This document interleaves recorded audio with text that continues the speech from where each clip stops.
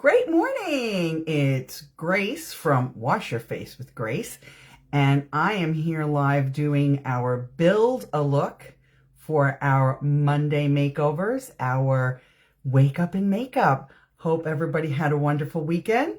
Let's get right into it. So let's do, shall we say, a little recap, and we'll recap together. So here is our foundation primer. I'm going to put that on real quick. Just put a little dab will do ya. Rub it into my fingers. Apply. Now, you might end up seeing something behind me, like something on the floor. Just ignore it. Okay, so I put my foundation primer on. Now I'm going to put my CC cream on. So a little bit on the back of my hand. And using my liquid foundation brush that's back this week. Even though I do like the other one, it gives me extra coverage. I don't know why, but it just does. I think it's the density of the bristles. Now, mind you, I'm not putting on concealer or under eye corrector. I promise we'll go into that another week. But it's time to take out my magnifying mirror because I really need this. Oh, man. I don't know what you guys did this past weekend, but I actually went to a food tasting.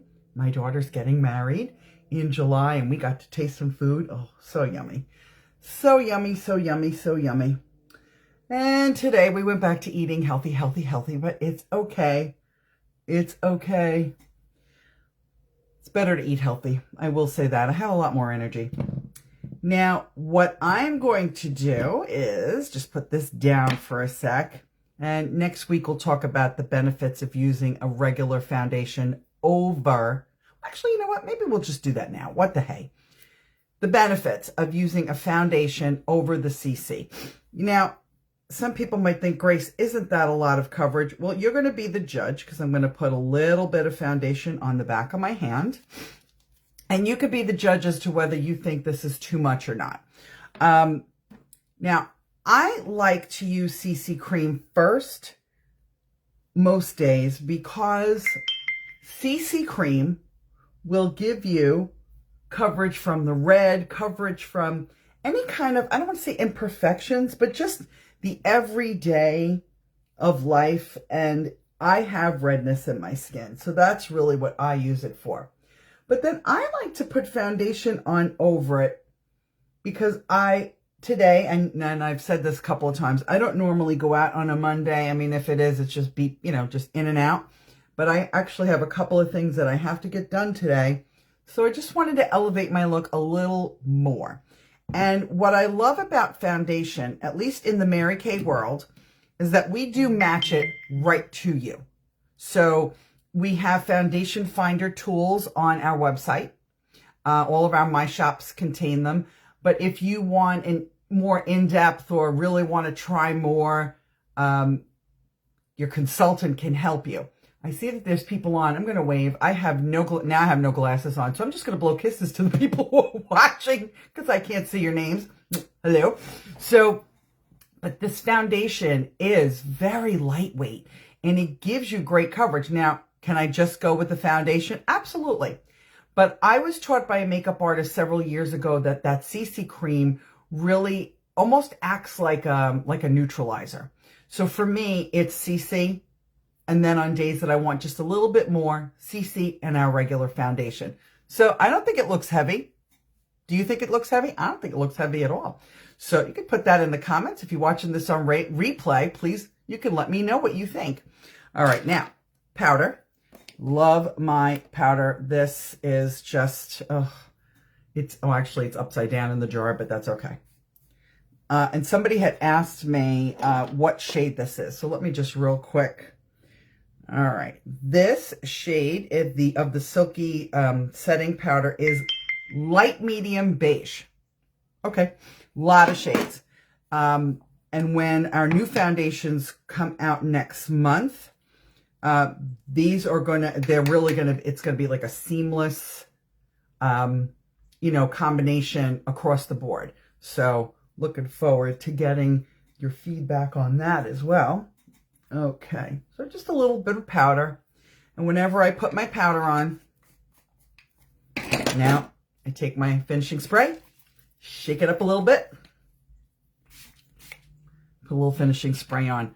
Do you need to put it on in between layers? No, you don't. But I do. It's force of habit. It's force of habit.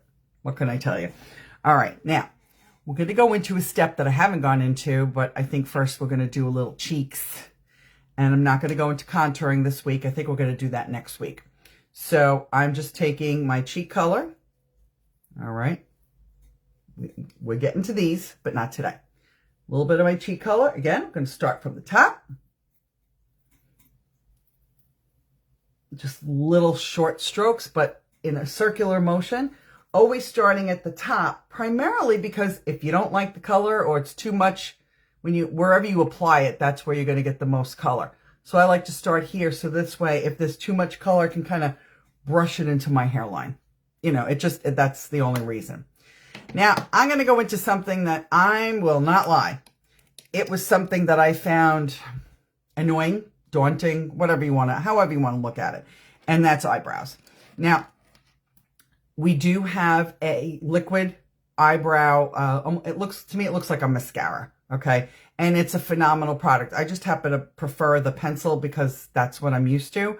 But I used to think, oh, I don't want to look like those little old ladies walking. Now, I grew up in Queens and Jamaica Avenue was the main drag there. And I didn't want to look like one of the little old ladies walking down Jamaica Avenue with these drawn on eyebrows. So that's why eyebrow pencil always frightened me. But I want to show you a couple of things. First of all, eyebrows are not twins, but they're sisters. So they're never going to be perfectly matching unless maybe you get them tattooed on. And I know a lot of people who do that. They go to, what is it called? It's brow something or other. I don't know. I just get them done and that's it. But I'm going to start here. And what I like to do is actually start in the center. And if you notice, my pencil is actually on its side. I don't draw this way. I just kind of take the side of the pencil and very lightly, I just fill them in. Really simple. Then once I start filling in here, then I go to the closest to the nose and I start filling them out just a little bit more. Now, I never really, again, was too thrilled about eyebrows. You know, it's like, oh, what do we need to do those for? They look fine. They look fine. Well, look at this and look at this. Now, you might think, all right, Grace, that's a little dark. Maybe this color isn't for you. But see, for me, I like it because I'll tell you this. I want you to think about a picture frame. It's got the sides and it's got the bottom. This is like the top of the picture frame. Okay? You need a top of your picture frame because otherwise your pictures are going to get ruined. So I'm just kind of looking. I'm really being nosy now because I see some names. Oh, hello ladies. Okay, I'm just going to go back to this. All right, now we're going to go back in, and again, I'm going to start in the center. The reason I was taught to start in the center is because if you start here, you're going to have almost darker brows than you normally should. So when you do the back end here and then just kind of fill in here, it becomes more natural looking. And again, I'm not looking for perfection, no such thing. I just want to make them neat. And if you guys are leaving, ooh, this is just a brow that's sticking up. What the heck is that? There's one just, it's waving hello to me. It's really quite comical. All right. Looking in the big mirror, looking in this mirror, and now at least they're even. And for me, that's good enough. That's really good enough. Some people are really, I don't want to call it fanatical because that sounds rude, but they're really into it. They really want to make sure that their brows are, you know, like really on point. For me, I just like it that it looks like the face is now framed. Personal choice. And that's the beauty of makeup. It's about what you want. Now, last time we took this pink prisms from our eyeshadow pen, as I like to call it. And they're new, so it's going to take me a while to give them a name. And just giving a little color, little color, little color. Okay. And I love this color. And I tell you, there are 4 other shades, but I love this Pink Prisms. It is my favorite. So a lot of times you're going to hear me talk about pink prisms, but it's okay. It's all good. All right, so I have some pink prisms on. Now, this eyeshadow, as with all of our eyeshadows, whether they're liquid or, well, this creamy type of liquid shadow, or whether they are powdered shadows in the Chroma Fusion line, they actually have 12-hour wear. But sometimes I just kind of want to give it a little bit more. So what I'm going to do today is I am going to take, let me just make sure I have the right brush. I'm going to take some of our, what the heck is the name of this color? Rose gold. Okay. I'm taking a little bit of the rose gold, putting it on my brush, and I'm just going over this. I want it to pop just a little more. That's all. Just looking for a little extra pop today. No reason, just am. And I'm going to just add another color. I'm going to add the golden mauve, and I'm going to use this crease brush. Okay, this is an angled brush. Now, normally I don't do 2 shimmers, and we'll get into that another time. Usually in the crease here, I like to use a matte because then it'll really pop my eye out, but I'm not getting into 3 colors today. We're going to do that another time, I promise. All right, now I'm just going to put a little bit of this right here in the corner, just a little bit in the corner, and I'm going to go inward. When we go inward, any excess color that might be there, okay, goes in as opposed to landing out here. I don't want it to land out there. Just let me take that golden mauve. I don't even know. It's not my thing. Mauve. Okay, you're gonna hear. I feel like I have this, like David Letterman with his Oprah of many, many years ago. I'm dating myself. Now I'm gonna take the blending brush and just go in, smush it and go in. The smush and go. Didn't take me long to put on 2 colors. I just wanted to give it a little bit of something. Now I'm going to take my liquid foundation brush back out, and whatever excess is on here is going to wipe anything that might have fallen underneath or have gone out a little too far. You don't want to go here. Remember, if your color ends up going down too far, what's going to end up happening is you're going to look tired. You want everything up. So when it goes up, it actually goes with gravity and it helps you to look younger. I don't mind being my age at all.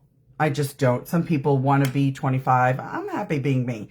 Not that I'm judging people who want to be younger. I have some very fond memories of my 20s, but I want to look like the best version of me that I can.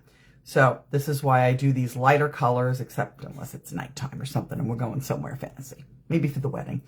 All right, now I'm going to take my black liquid eyeliner, and as I did last week, I'm just going to lay it on its side. I find that this is the easiest for me, is when I apply it and it's just laying on its side. Can you see this? I'm not sure. Okay.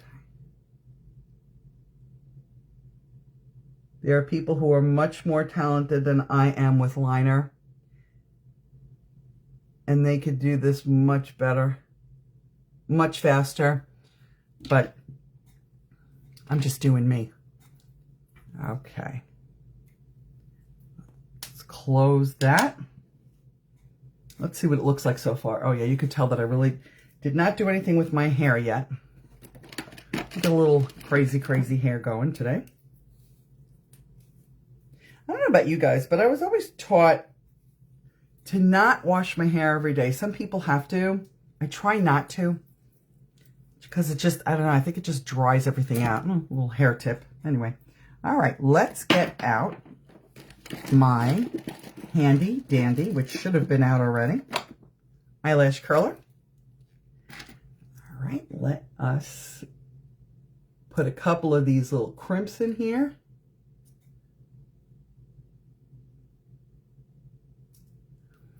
And now I'm going to apply. Yes, I do bling things out. I have to show you my other brushes with my bling on the brushes. My daughters look at me like my mother has completely lost her mind, but it's okay. All right. So you can get away with one coat of this Great Heights mascara. You really can. When you do 3 coats, that's when you have some pop going on.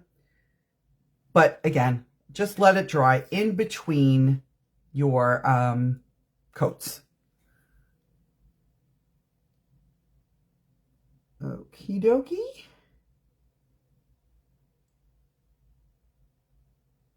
All right. And now let's go underneath.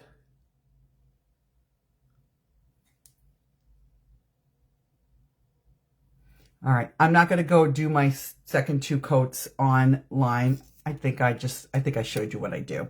And I just wanted you to be aware of how you can take your look and just step it up with an extra product here, an extra product there, and it doesn't have to take a long time. So join me Thursday night at 7 Eastern, and we're going to be talking about the Clinical Solutions line and our boosters in particular, because boosters are kind of like, this is my favorite analogy of a booster. Your serums, all that kind of stuff are like going to your GP, your general practitioner.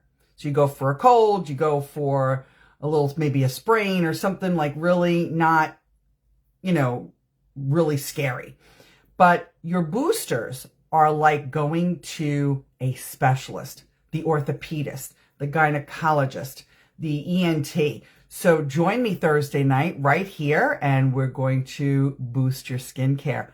I know you're going to have a great day. I don't have to hope it because I know it. Thanks for popping in. Hit me up on the replay if you've watched, and let me know what you'd like to see. Bye for now.